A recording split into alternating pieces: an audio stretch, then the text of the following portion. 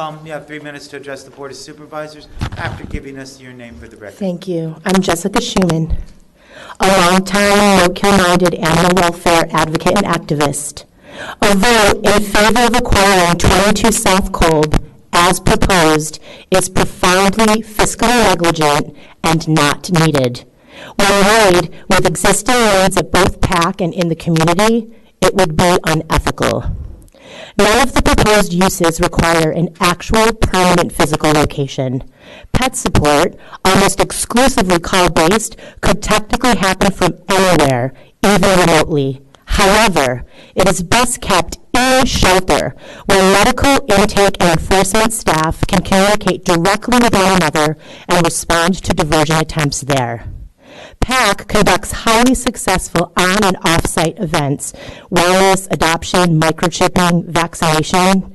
We do not need to spend more than $1.5 to $750,000 purchasing a renovating building to provide any of this, nor to host, as proposed, mobile spay neuter veterinary clinics, because they're mobile, nor to park an APS vehicle. As an adoption location, proposed staffing with an adoption goal of 1,500 animals annually, if even met, would make staffing costs alone $340 per animal for those that already have the shortest length of stay. PAC let go of several PetSmart locations this year because they were unable to provide a volume of highly adoptable animals because they leave the shelter so quickly. This process deserves to be halted and examined far more closely. Are you aware of the numerous and rather dramatic design flaws that are unaddressed at the new shelter? Ask PAC leadership what their recommendations of prioritized needs for the remaining bond funds are.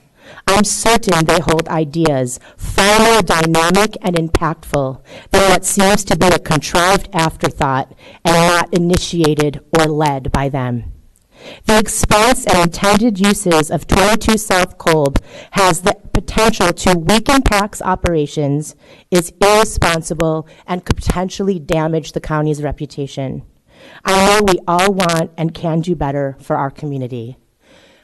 I'm sure you've toured the shelter with open eyes. It's my job as an activist to look in a critical way and to find solutions. You know, I don't know if you know, 1/3 of the kennels for the cats are completely unusable. They're this high. You can't even open them without an OSHA-approved stepladder. None of the walkways are actually sealed. They're already stained, you know, with animal fluids and grease from the street. I mean, there's so many things that can happen in the existing facility. This is not a good investment. Thank you. Thank you. Our next speaker is Danette Bewley, or Bewley.